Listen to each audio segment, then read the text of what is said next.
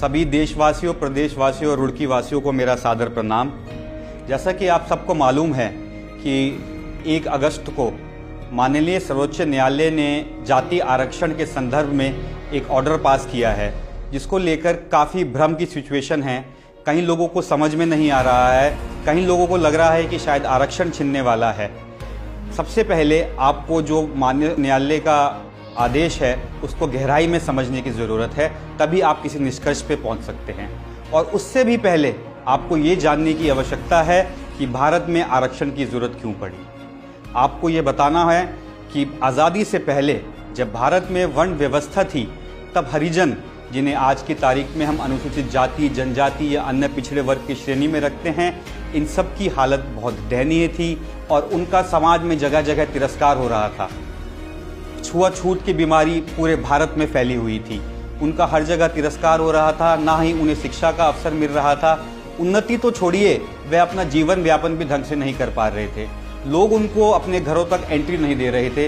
इससे ज़्यादा अनह्यूमैनिटी की और क्या बात होगी। इस सब मुद्दों को नजर रखते हुए बाबा साहेब भीमराव अम्बेडकर जी को आरक्षण संविधान में लाने की महत्व लगा और वह आरक्षण को संविधान में जगह दे पाए।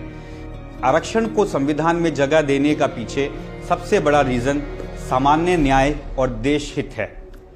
अब बात करते हैं माननीय सर्वोच्च न्यायालय के आदेश की, जिसमें मुख्य 3 बिंदु हैं। प्रथम बिंदु, अनुसूचित जाति जिनको वर्तमान में 15% आरक्षण मिला हुआ है, उनका उपवर्गीकरण करना पिछड़ेपन के आधार पर। दूसरा बिंदु, अनुसूचित जाति से क्रीमी लेयर को बाहर करना ताकि क्रीमी लेयर को आरक्षण ना मिल पाए, जैसा कि ऑलरेडी अन्य पिछड़े वर्ग ओबीसी के केस में लागू है। तीसरा बिंदु, यदि एक परिवार से एक पीढ़ी को आरक्षण मिल चुका है तो उस परिवार को आगे आरक्षण ना मिले। इन तीनों बिंदुओं को मैं डिटेल में आगे आपको समझाऊंगा, लेकिन आपको सचेत रहना है। लोग आपको भ्रमित कर रहे हैं, इन बिंदुओं से कहीं ना कहीं आप सभी को फायदा होगा, लेकिन कुछ नेता जिनकी दुकानें आपके दम पे चल रही हैं, आपको भ्रमित करेंगे। कई नेताओं ने तो आगामी 21 अगस्त को भारत बंद का आह्वान भी कर दिया है, लेकिन आप कृपया भ्रमित ना होइए, इन सब से दूर रहिए और इसके डिटेल में जाइए और इसको ढंग से समझिए। इस वीडियो के माध्यम से मेरा केवल यही दायित्व है कि मैं आपको इन बिंदुओं को विस्तार से समझा सकूं। अब बात करते हैं पहले बिंदु की, जिसमें उपवर्गीकरण की बात करी गई है। उपवर्गीकरण न्यायालय ने ऐसे नहीं कहा है कि आप किसी भी आधार पर उपवर्गीकरण कर दो। उपवर्गीकरण कहा गया है एम्पिरिकल डेटा, यानी प्रयोग सिद्ध डेटा के आधार पर एवं ऐतिहासिक तथ्यों के अध्ययन के बाद ही आप उपवर्गीकरण करेंगे। यदि राज्य उपवर्गीकरण इस दिशा में नहीं करता है, इस आदेश के माध्यम से नहीं करता है और केवल एक जाति विशेष को खुश करने के लिए करता है, तो हम जरूर आंदोलन करेंगे, लेकिन उसके लिए हमें अभी प्रतीक्षा करनी होगी। अभी हमें भ्रमित नहीं होना है। दूसरा बिंदु, जिसमें क्रीमी लेयर की बात कही गई है, यह मैं आपको एक उदाहरण के माध्यम से समझाना चाहूंगा। आप सोचिए कि एक जाति में 100 परिवार हैं जिनको आरक्षण का लाभ मिल रहा है। उन 100 परिवारों में से 40 परिवार आरक्षण का लाभ पाकर संपन्न हो चुके हैं, अपना जीवन सब सुख सुविधाओं के साथ व्यतीत कर रहे हैं। उन्हें अब जिंदगी में कोई दिक्कत नहीं है, वे भारत की मुख्य धारा से जुड़ चुके हैं। लेकिन वे 60 परिवार अभी भी पिछड़े हैं, अभी भी वे छुआछूत की बीमारी से ग्रस्त हैं।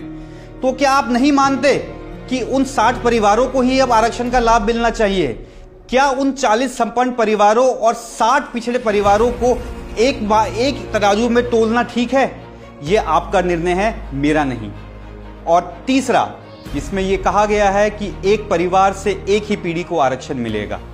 आप समझिए, यदि एक परिवार से किसी एक सदस्य को आरक्षण का लाभ मिल चुका है और वह आईएएस, आईपीएस या किसी और सरकारी जॉब में लग चुका है, तो वह पूरा परिवार संपन्न हो जाता है।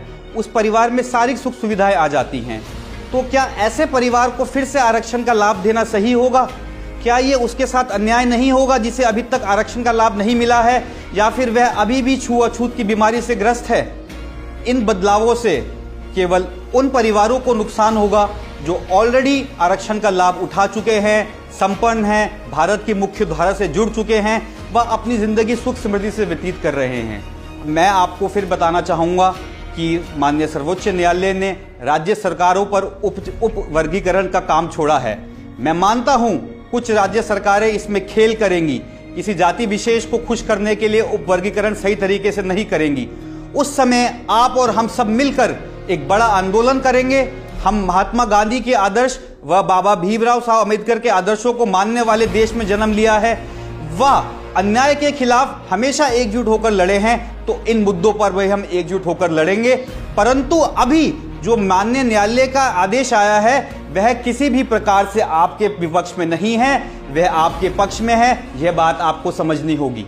इससे केवल नुकसान उन लोगों को हो रहा है जो आपको भ्रमित कर कर अपनी दुकानें चलाते हैं, जो आपको भ्रमित कर कर अपनी राजनीति करते हैं।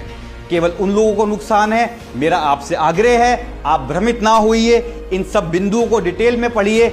आप कमेंट सेक्शन में जाकर अगर कुछ पूछना चाहें तो मेरे से पूछ सकते हैं, मैं आपको जवाब दूंगा और जितना मेरे पे हो पाएगा आपको एक्सप्लेन करूंगा। इन्हीं शब्दों के साथ मैं ये फैसला आप पे छोड़ता हूं कि देश का भविष्य किस दिशा में जाएगा, और उम्मीद करता हूं कि आप जो भी निर्णय लेंगे वह राष्ट्रीय हित में होगा। बहुत बहुत धन्यवाद। आपका अपना चेरक जैन।